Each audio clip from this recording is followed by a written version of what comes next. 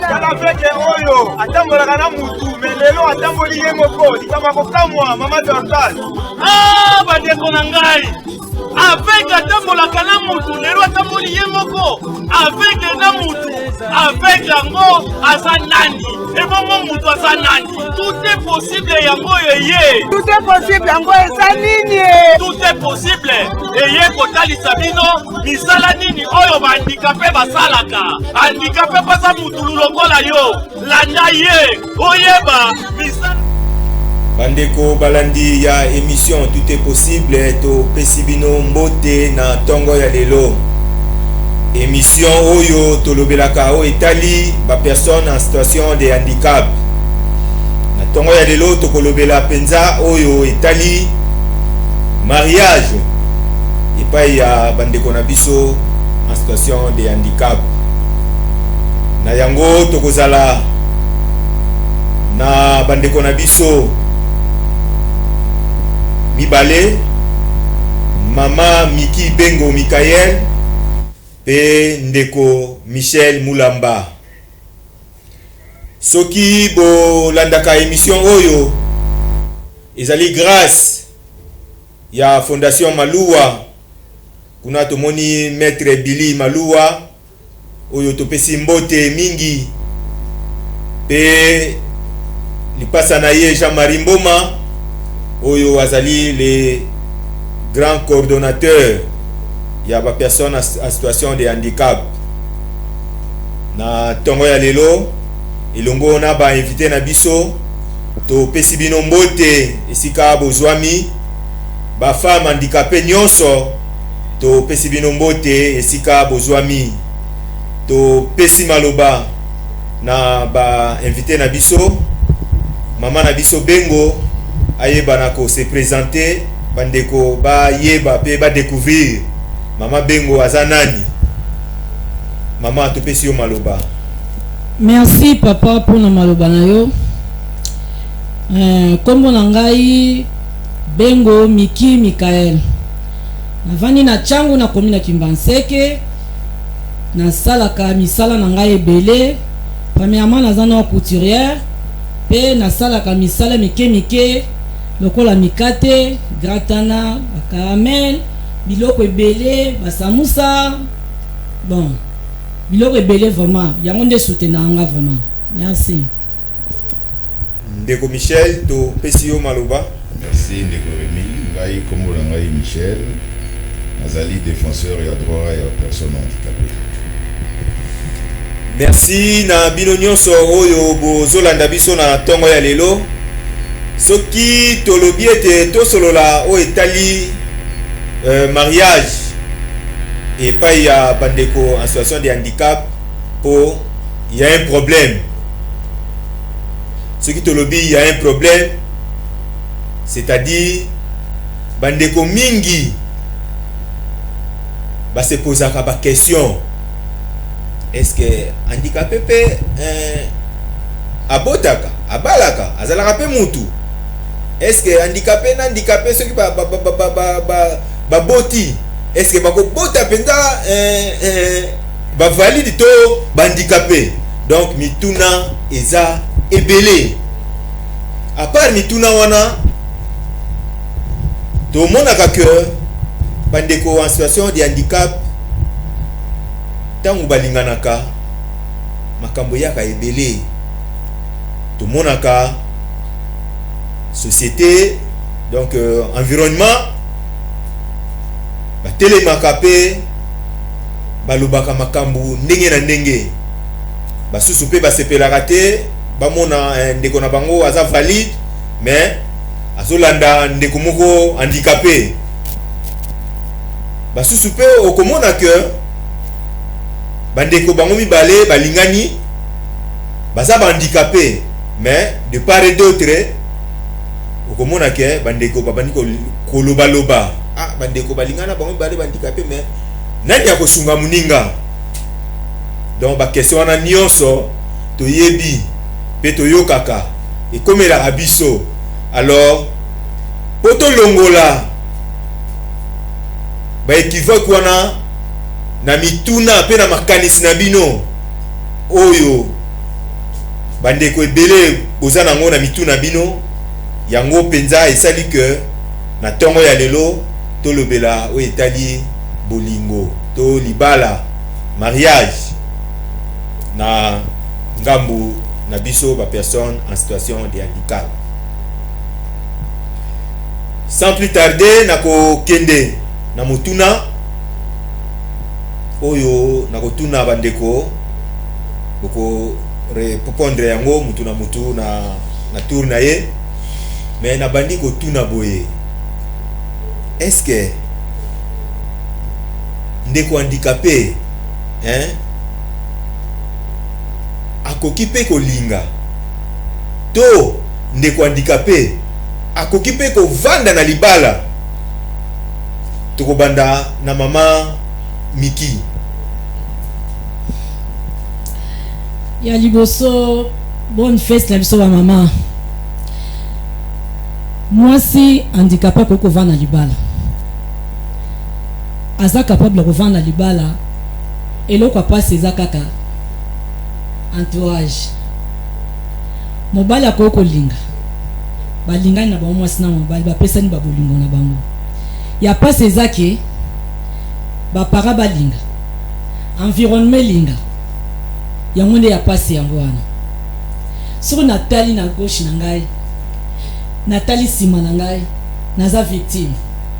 Na makamba bolingo yango. Libala na ngai liboso kufaka na makamboka ya mwasi aza handicapé, mobali aza handicapé. Bokome makantine ndenge nini. Nani akosunga muninga. Babosani ke tobotaka. Bano tobota bango ba osunga. Nazala te pardon bolimbisa ngeza lisolo te to pesa ba exemple. Nazala te na yebo na sokwa bilama mobali na poche mobali na moni mukanda euti na famille na bango. Yo bali mwasi handicapé. Lelo so maladi na butu na komema muninga. Libalo to lingi ngote. Na bundi. Na boti mwana liboso. Ya mibale, ya misato. Esimbi kate na kokite. Na monite na kendi na bomi libala na zema mwana mine na kipa na biso ona nini famille telemaki mais babosa nike handicapé na handicapé babotaka handicapé te babotaka bana wana babota bazala ba valide lelo bana wana bakosunga biso lelo ngayo libale kufa me bana baza ba handicapé te bana bangwana bakoli na moni bakoko bana babali libale est-ce bana bakufi bana bakufi ya solo ndeko Miki handicapé pe aza mutu lokola batu nyonso donc bandeko yo bazolanda biso bolanda biso vraiment na bokebi nyonso na yango ndeko Michel ndoko sekate na pesi yo maloba la dit vraiment maman Miki Negalobi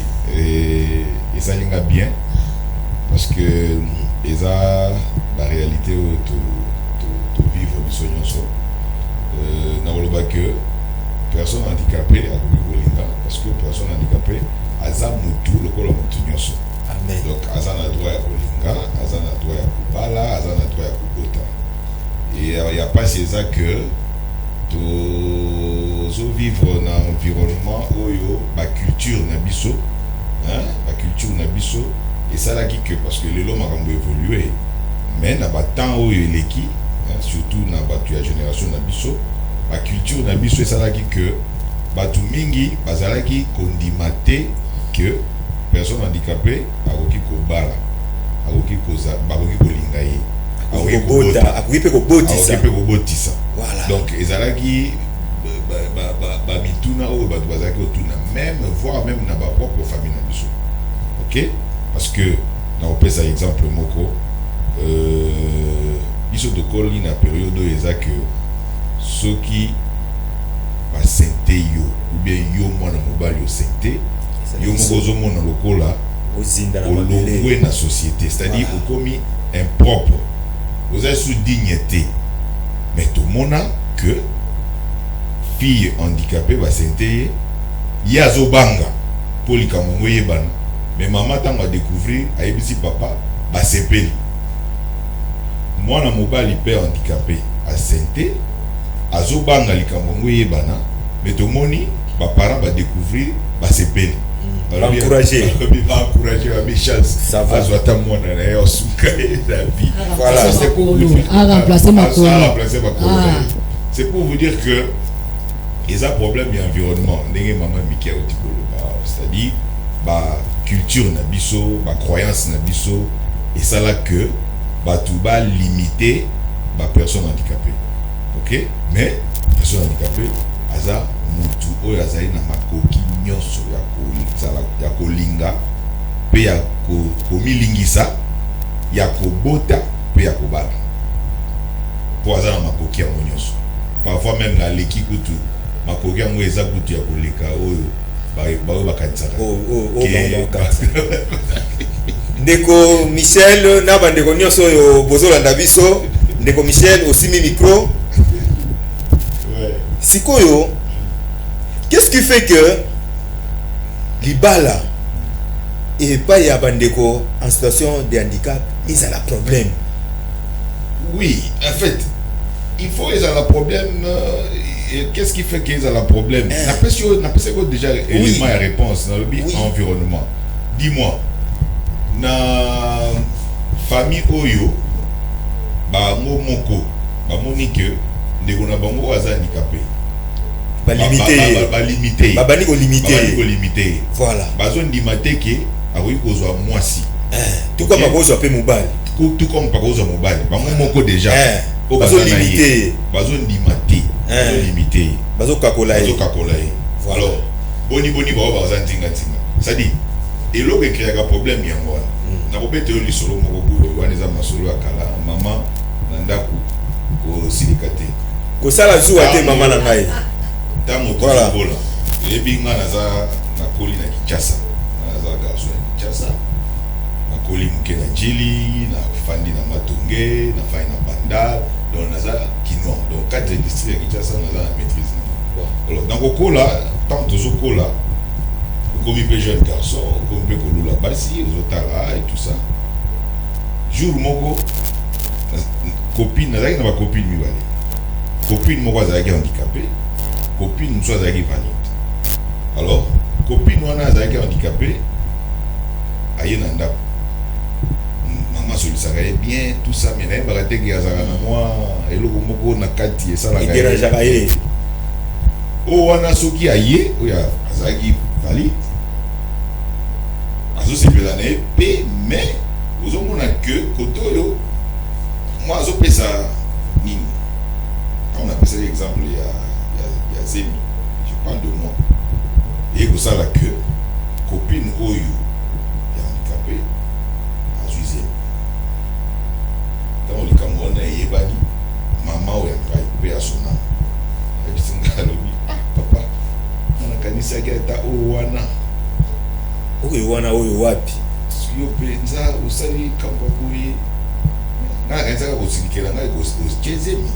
Et à l'obit, on a canissé qui est Owana. Oyo wana valide. Oh wana ya makolobi ba. Oyo valide. Ya valide. Ndenge bango balobaka. Biso pe tozaka ba valide na point na biso. Mais oyo susu est-ce que ba fait de mibale ba oki otambola nzela moko? Et puis bon. Nazalaki déjà majeur. Nazalaki déjà 18 ans, nazalaki déjà majeur.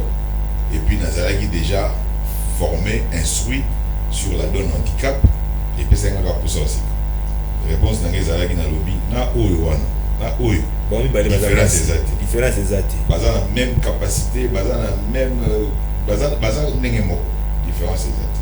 C'est pour dire que problème est où t'avandi wana c'est-à-dire so ki ozui 100 femmes handicapées otuni bango ba raison ou esala que ba relation amoureuse na bango ezala na difficulté ba peut se réponse moko alors là melo fufu ndenge ni alors memelo katina mai ndenge Ndeko Michel, nakati yo mwa mukie po sinote likanisi wana ekoya ko kima. OK. Sikoyo, to sala ndenge nini? To sala nini? Po to bunda na problème.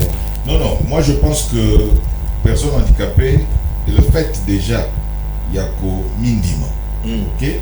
Il y a commis Ndima. Moi, je parle de l'expérience personnelle. Oui. Le fait qu'il y a commis Ndima, il y a commis Linga. Ok? Au bout Kabilo, on est sur tout.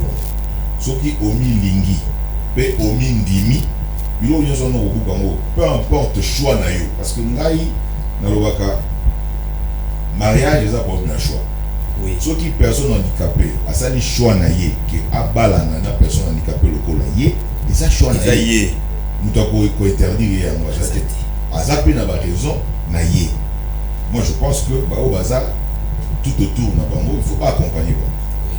Ceux qui paient, personne handicapée, oyo, ami lingi pe ami ndimi, à ça les choix na ye, ya kubalana, na moto yo azali valide, et on a su que azali, et logo ngai na encourage mingi par rapport il y a makampe belé parce que dans une expérience na bakanyo somi balé. OK, dans une expérience na bakanyo somi balé parce que vivre un handicap ezali coûteux et c'est kaka mbongo belé. Alors ngai Michel na conseillaka ba couple ezala mixte, c'est-à-dire ceux qui moi si azala handicapé voilà azala ils allaient équilibrer handicapé moi ça azala pas équilibrer ça. Pourquoi dans le barabongo na naza handicapé moteur pour na déplacer naza na besoin ya ba orthèse naza na besoin ya ba canne voilà biloko wana elokota makate et somba et puis ça coûte sikoyo soki boza couple handicapé et que yo oza moteur par exemple ça il a ba outil de mobilité on a tangi orthèse ba canne et que moi c'est là sur fauteuil oui puis le long na ça prix à fauteuil ça combien parce que nous tout jamais beaucoup ça na fauteuil 3-4 ans il faut que changer beaucoup comme on a ban et puis le long na qui ça ceux qui boza ba locataire vous comprenez donc il faut que tu là ba condition il y a vie na ba réalité ya mboka na biso pour na ko alléger quand même tâche na makambo susu mais ceux qui battu ba ngani na bango et que bango moko ba monique il faut élaborer il faut encourager bango il faut accompagner bango alors de l'autre il faut savoir que tout changer mentalité ya batu oyo ba limitaka biso les appels attitude na biso OK parce que ceux qui osent personne handicapée et que au mindi maraté il y a des gens qui boni au affronter moi si ton mobile azapali et aussi batté parce que une fois au kende na famille et que mutu moka lobi et loko moko boye bala moko mi déstabiliser attention même entre ma personne valide basi to mibali bandima facilement dans ma famille il y a des problèmes il y a toujours des problèmes alors ceux qui ngai na za personne valide handicapé par exemple nazo que nous comme moi ici za valide na famille il faut se préparer en tout parce que naza ba tout mio so baza obligé à kolinga te to ya kondimanga te peut-être mutu moko boye kozala aza na image moko négative ya personne handicapée mais nga na kotika ye na position na ye et na kolakisa o nga naza pour que yeta ma découvrir na longola ye makanisi ya mabe azaki na je pense que une bonne manière ya kosala eza ya kozala na attitude moko oyo ekosala que to se faire accepter et puis biso moko tozala fier na oyo tozali na état na biso ndenge tozali exactement. Merci mingi ndeko Michel tozongi na ngambo ya mama Miki ndenge na lobaki wana na mutuna oyo na tunaki nini esalaka ke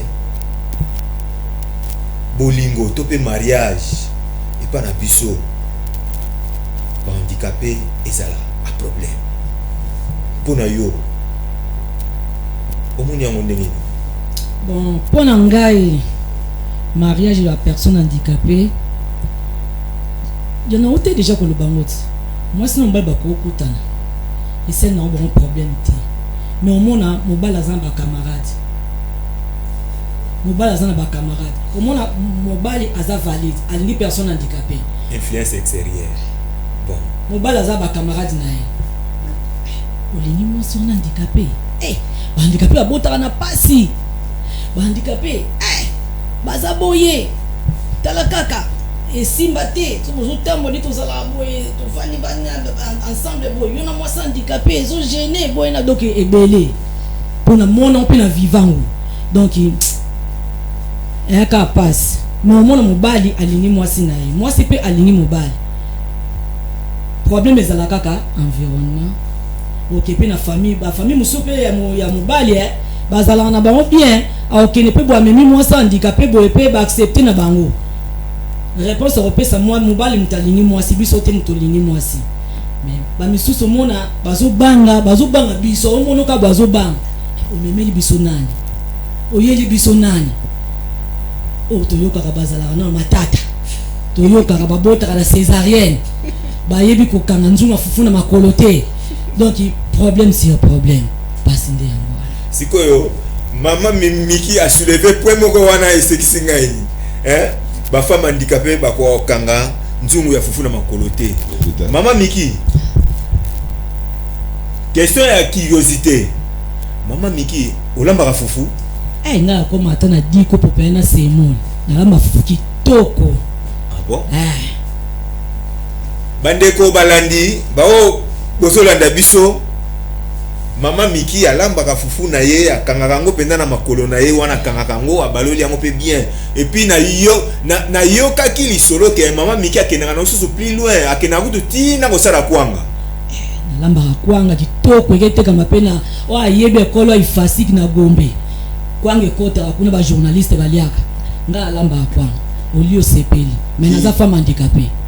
Merci beaucoup mama Miki sikoyo bandeko boyebisa biso sikoyo tangu bavali bamonaka biso ezala mwasi ezala mobali bakanisaka nini na mituna bango bakanisaka nini na o etali bolingo to pe libala bavalide amoni handicapé mobo ya mwasi tout comme mobali bandeko bavalide bakanisaka nini bon ndekoleni na voye tsoro moko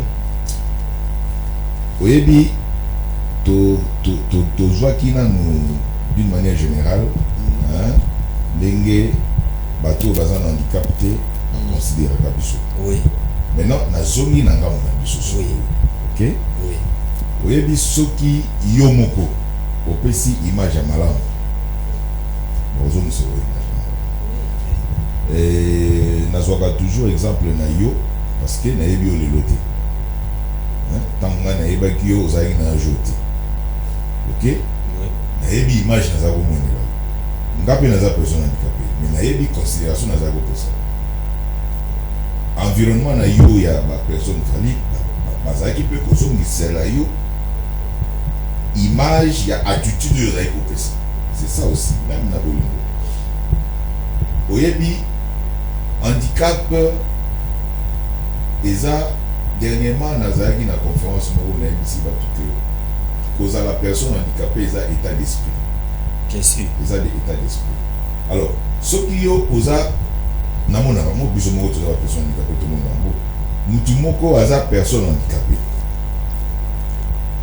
amitiki alingi voilà abrosé te aza bosoto suki nyonso alingi akende aza na coin ya venu afingaka bato bakoleka azofinga dis-moi un peu image nini azopesa na société valeur na ye eza wapi valeur nini et puis considération nini akozwa alors mais yo soki oza ata oza korampe na se lokola mbinzo mais soki ozopesa image ya malamu kaka na eta oyo oza wana bao baolingo baza ok parce que mutu mpe ata oza na baqualité soki ndenge nini ata oza kitoko koleka angelu bato nyonso baolingo te ozo comprendre donc ngai nalobaka bato bakanisaka kaka bakaniselaka biso kaka oyo bazomona mponga na koli na kine en tout cas oui toboyi te toza na mwa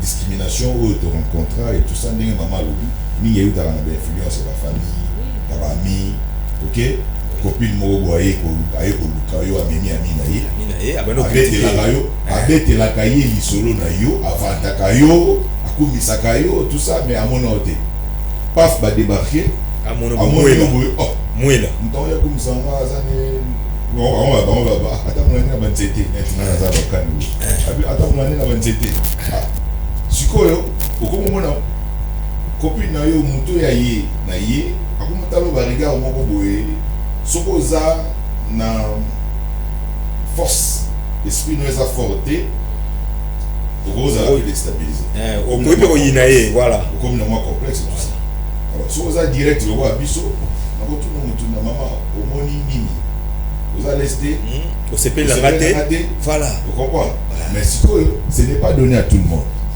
Ok, donc image yozo pesa nde bato bazo misela neti ngai na domaine wana ezalaka image nga na pesa nde bazo misela. Merci mingi ndeko Michel na yano na yo tozongi na ngambo ya mama Miki olobi nini tangu ba valide bazo mona mama Miki vrai chéri ba suspect tango obwaka makolo miso atali na makolo bi mais chéri yango pe makolo ezo trahir sikoyo yo lobini Papa Rémi na ngai to na bandikape nyonso pona peso ya ngai. Bon en tout cas ekozala esengo mingi oke nango na généralité après oye nango na individuel voilà. Bon soki na koloba liboso nde toza boye toluta no na bafamille. Voilà. Tout commence dans la famille. Omona handicapé mo boaza na kati ya famille basabota na bango ye bamona ye kutu tina te basungaka ye te akosala bo alonga kuna ye kutu osala biso nini alonga kuna bakomona tanto mpa kozwa motu mo boye ya 20 ans mosusu mpa aza mobali na ye te mwa camarade ka avai ne pembeni wana bakochasse longa ayokota kuna boyina boye mais nga na yebi bafamille mosusu bazwaka bapersone handicapé lokola maki balengelaka bango. Exemple na ngai moko ngai papa na ngai na mama na ngai ti babokoli ngai balengelaka ngai take personne handicapé tina kola boye natika kozwa un jour moko te pa mobali afinga nga makolo te nazalaki personne azoleka apesanga kutu kombo pongo love tina otambola bato tu bando osepela ngai donc nazalaka bien mais eza bato mosusu azotambola ani kitoko ati mpe mwasa olinga makolo kaka aleka kaka donc makolo kaka ebomi Rémi donc c'est là la compléter le mot oui de Michel le mot est faut bato basa na okeba omoni ba mentalité na cité pas bato belé biso pèse la curiosité hein oui aller à découvrir atali amoni moi si handicapé hein ni ça à côté à Libali le côté à basi eza penda moké hein Libali o ya ba valide bazo lula siko basi bakendaka na curiosité voilà atali alobi bon aza moi si est-ce que aza moi si lokola basi nyonso ok est-ce que aza moi si lokola basi nyonso akoya na bolingo te akoya po a découvrir soki mwasi wana aza mwasi lokola basi nyonso wana nde esika oyo nga nabendaka bandeko basi oyo baza bahandicapé matoi ok parce que bakosaka bango te parce que mingi eza biso mpe mibali tomona yango que oza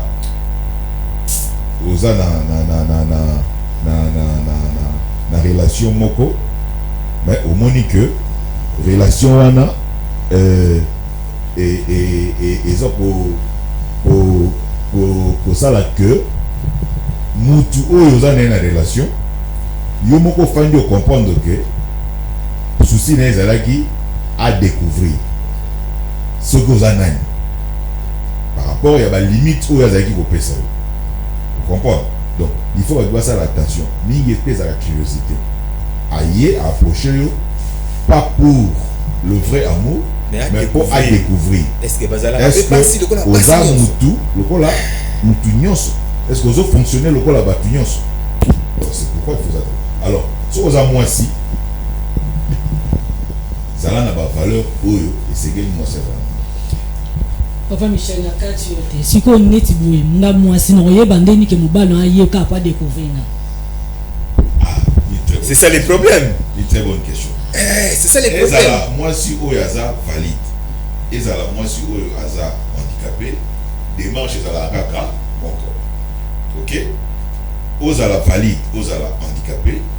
Mibali nyonso bayaka te po akene na likambo wana tina suka. Alors, soki yo oza na ba valeur, oza na télévision, émission peza ya moi, makambo susu eza ya koloba na télé. OK?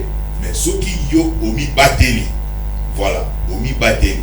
Et que mutu wana penza aza na posa na yo ata 3 ans.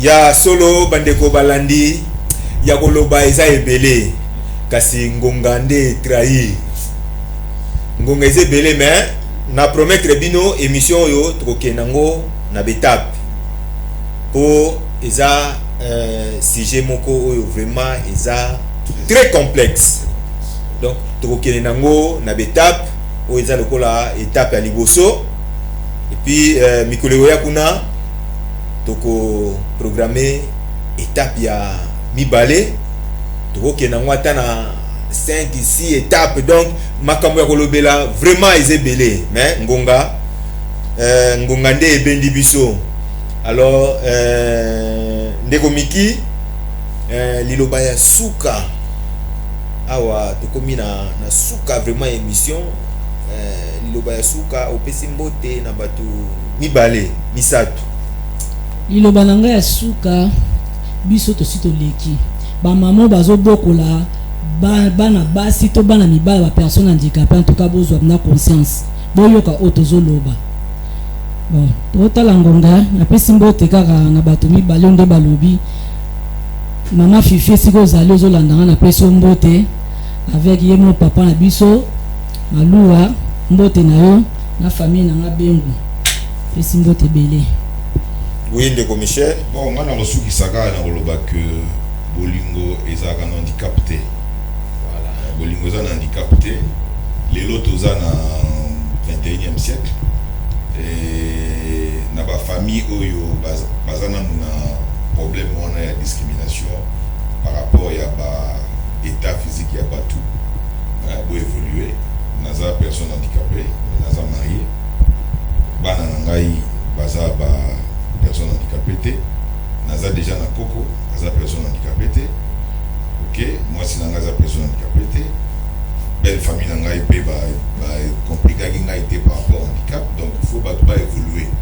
OK, donc toza na exemple belé, bon exemple que ya opesa, ça dit lelo handicap et ko cause la obstacle te pour le mariage. Donc il faut que yeba yango. Soki oza moi si na nobalité et que mobali moko ya handicapé azolu kona libala ko boya te po aza handicapé pour risquer o tika la plus mobilité so ko oza mobali oyo mwasi mo ya kitoko olula kaza handicapé o ka personne ya kobala été pour bote lo bana pour vivre bien peut-être peu couple nous vous allez recolléka oyo zo kanisa donc le mariage à bolingo eza na handicapé la pesi ba nyonso ba yebinga mbote et puis toujours des remerciements à la Fondation Malouwa na Maître Billy pour l'apport au Mounene. À ça là, il y a qu'à permettre couche au Ezaka écouter et comment écouter et qu'à sensibiliser la population sur la vie à la personne handicapée dans différents domaines. En tout cas, Nzamba Zalanaye, Apambolaye, Abaxelé, sous ce délai et tout le monde a chaîne, tout le monde a sous et ça là que échanger via la personne handicapée dans la République démocratique du Congo. Merci. Ya solo bandeko balandi bolingo eza na handicap te. Et puis la personne en situation de handicap azali mutu lokola batu nyonso asengeli alinga pe balinga ye. Merci na bino nyonso oyo bo landaki émission oyo ba ope bo sepeli na émission oyo bozana ba suggestion ya kosala bozana ba remarque ya kosala bobengi biso na numéro 089 330 48 53 pe topesi mbote na ba femme handicapé nyonso oyo ezali moya ba mama topesi bino mbote pe topesi mbote na mibali nyonso en situation de handicap topesi bino mbote topesi mbote na mon pote Fujo Miyalu esika ozali tobosani te topesi yo mbote mbote na molongani na yo Bibi Shezenge topesi bino mbote pe libota na yo mobimba topesi mbote na famille Kilesi mobimba kuna tomoni bandeko baza libanda na 8000 km ndenge tolobaka mikolo nyonso tomoni Roger Kilesi topesi mbote na Bob Kilesi pe topesi mbote na Mofe Bombo na Suisse Vikilo Ngomba topesi yo mbote pe mbote mingi na Fondation Malua Mobimba Maître Billy espace opesa biso topesi yo merci mingi pe tokomi na poso ya sima na émission na biso tout est possible topesi bino nyonso mbote pe soki bolandaki biso ezalaki grâce